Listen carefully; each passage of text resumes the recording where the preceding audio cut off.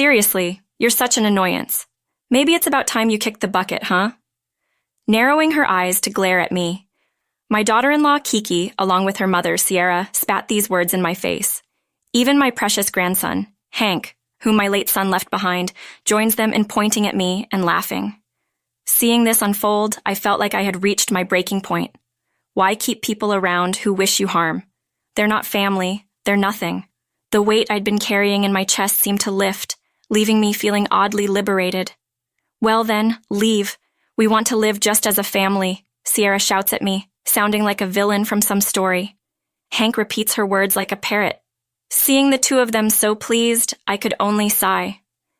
Despite their continued jeers and insults, I could only muster a dry laugh. All right, I said, retreating to my room immediately. And so, I began to plan my revenge against these strangers who felt entitled to stay in my home without a second thought. I'm Amy, 72 years old this year. I had been living with my son Wendell's family, but since he passed away, I've been living with his wife, Kiki, and grandson Hank. But it seems they don't appreciate this at all.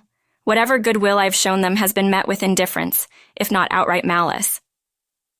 Amy, I'm sorry. Work will keep me late again today.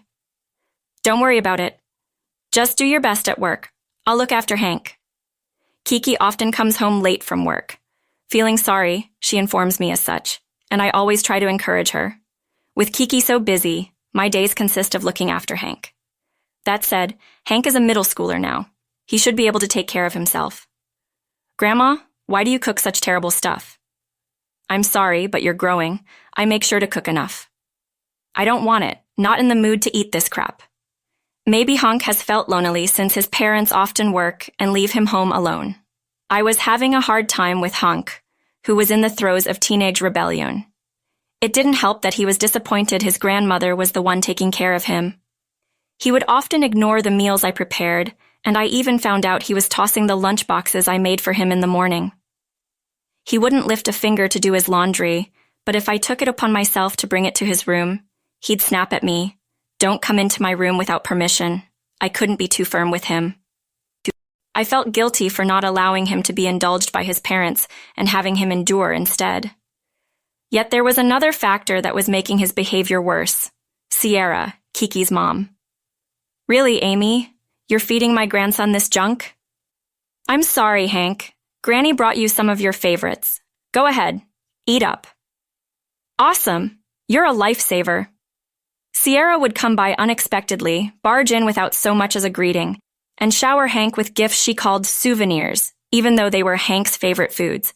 They were often high in calories and greasy, just making his dislike of vegetables worse. Even if I hinted at his picky eating habits, Hank didn't listen. He had a powerful ally in his maternal grandmother.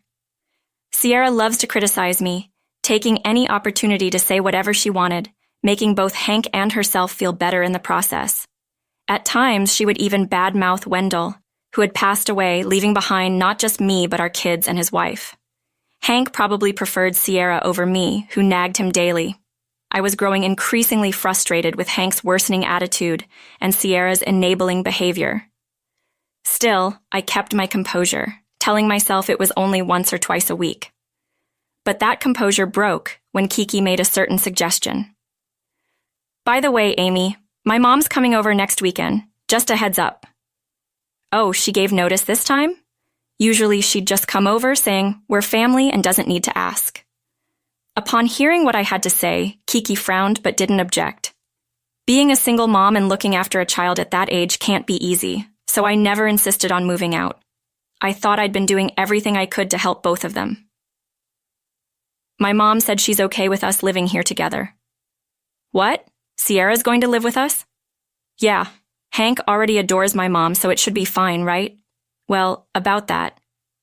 I was at a loss for words. From Kiki's perspective, her own mother was more trustworthy.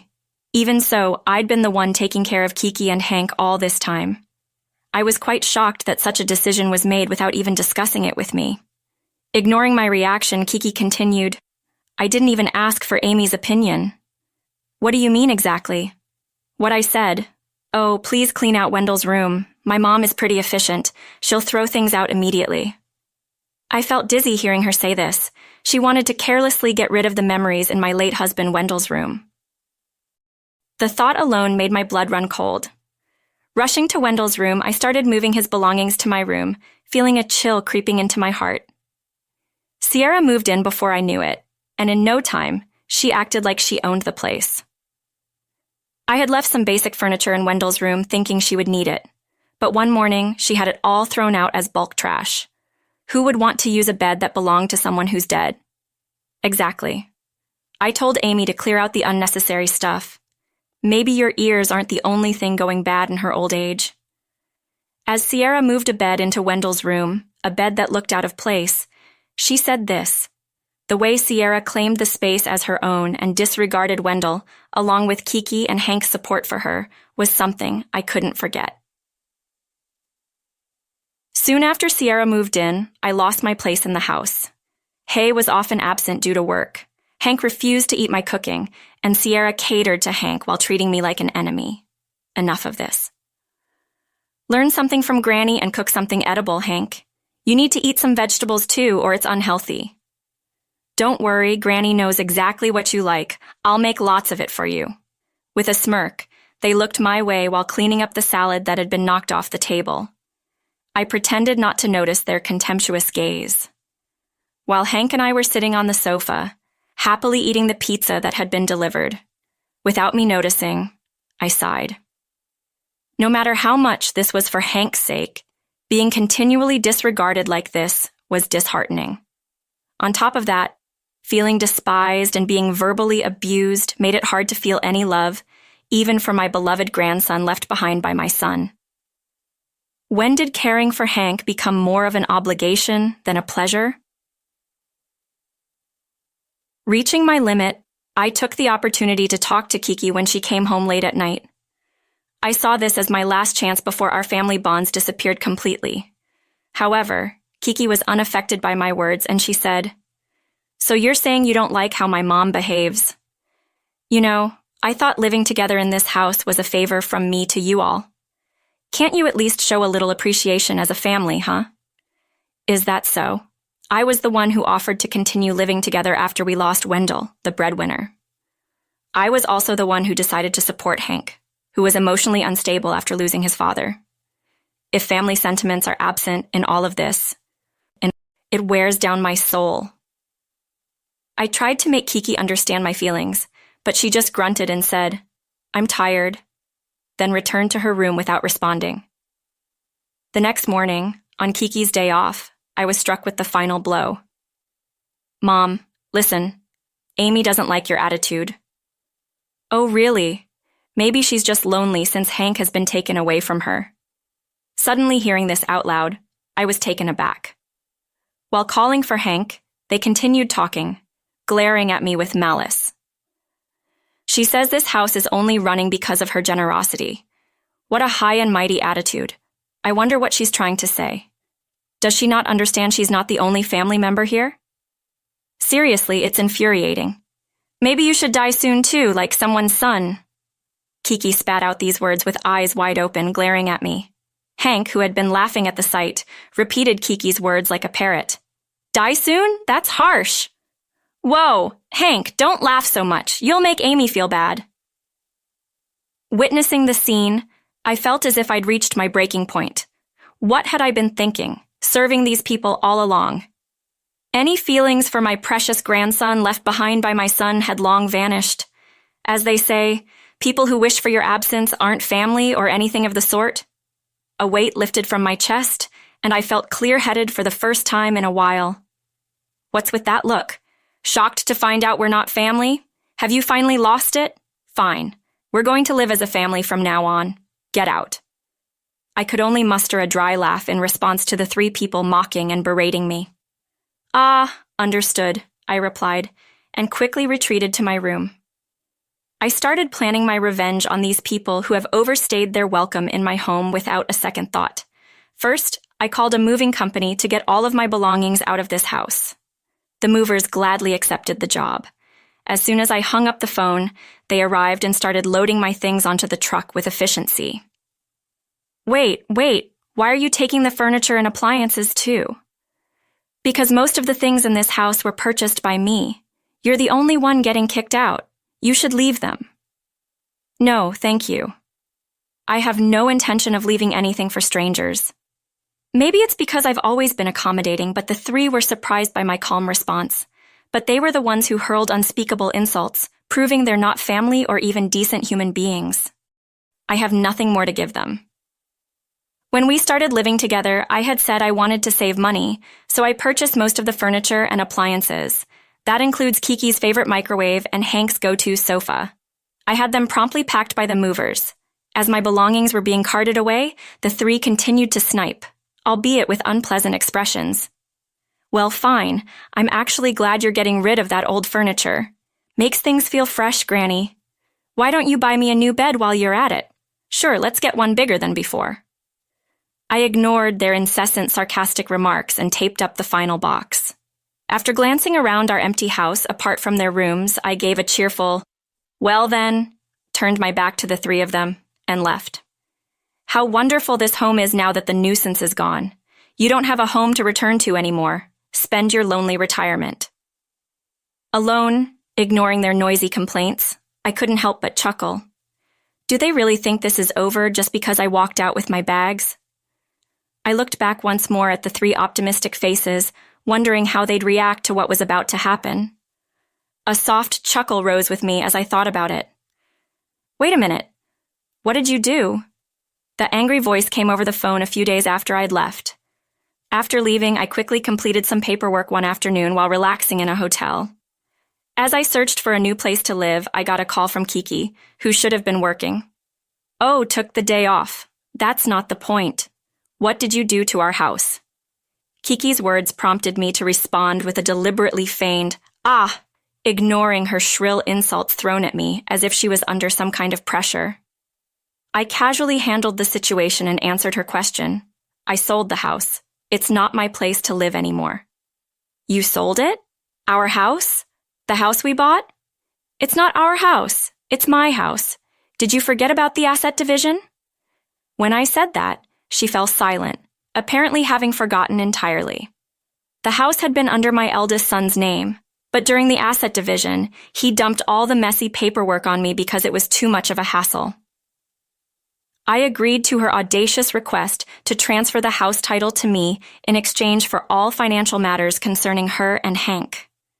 Realizing she had just now caught on to the facts, she started making frantic excuses. That's not what I meant. What I do with my house is my business. Please make moving arrangements soon. But then we'll have nowhere to live. Not my problem. That's someone else's house as far as I'm concerned. As I was leaving, Kiki, who had shouted loudly that it's more comfortable without the nuisance, had lost her enthusiasm and was mumbling softly behind her. Two others seemed to have overheard. I heard a voice scolding her. What are you going to do now? Why not ask Sierra? Heck, even your parents' old house where you lived before would do well. That house is even older than this one. There's no way I can go back there. Then find an apartment or something. Can't we just have this house? Are you kidding me? You want the house for free? Use the inheritance W left you and figure it out. I gave her a piece of my mind, then chaos erupted on the other end of the line.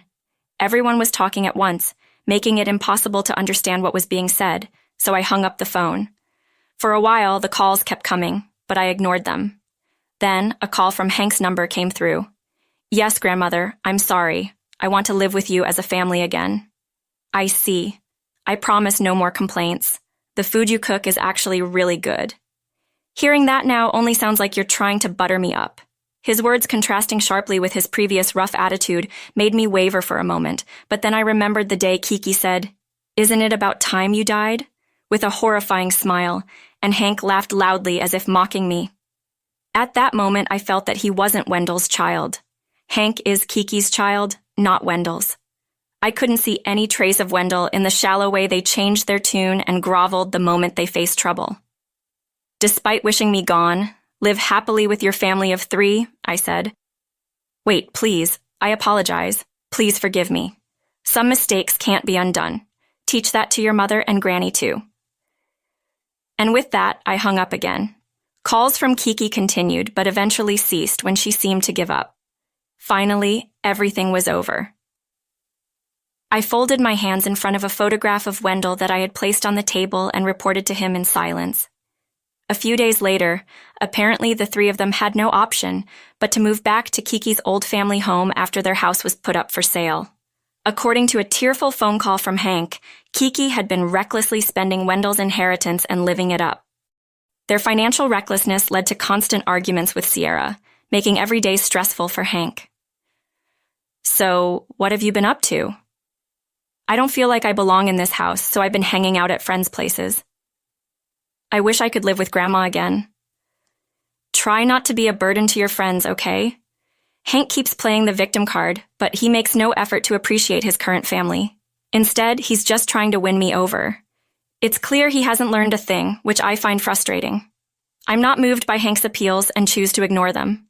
Kiki, too, has called me, her voice laced with complaints about being yelled at by Hank and not being able to stand Sierra's lectures. Both Hank and Kiki only tell me things that are convenient for them, but I couldn't care less. Can't we be a family again? You seemed pretty happy when I was out of the picture, didn't you? Well, that was a poor choice of words. You wanted me gone, just like Wendell, didn't you? I can't be family with someone who says things like that. She stomped on my goodwill, calling it condescending, so I have no intention of doing anything more for her. I decide to ignore calls from both of them. Then, a call comes in from an unknown number. Answering it, I find, unsurprisingly, that it's Sierra. Amy, being stubborn won't get you anywhere. What are you talking about? Planning on living all alone? You can still come back, you know. Just apologize and become what you always were, my servant. She still can't humble herself to apologize to me. They try to lure me back with their self-centered talks, but I can only laugh it off. Don't you want to live with your cute grandchild again? Don't you regret abandoning your family? Regret it? Not a chance, H. You're the ones who cast me aside, saying, I'm not family. Maybe you're the ones with regrets. That's why you're calling me. With that said, the call ends abruptly amidst shouting on her end. Looking at the call ended on my phone, I once again affirm that I did nothing wrong. I've done all I can in that house. Hank is old enough to know right from wrong. If they had even offered a single apology to Wendell, I might have reconsidered. But all they did was try to win my favor. So let them enjoy their real family. I sold the house and moved into a new apartment with the money. In my sunny new room, I offer a prayer to Wendell's picture. Whether they're real family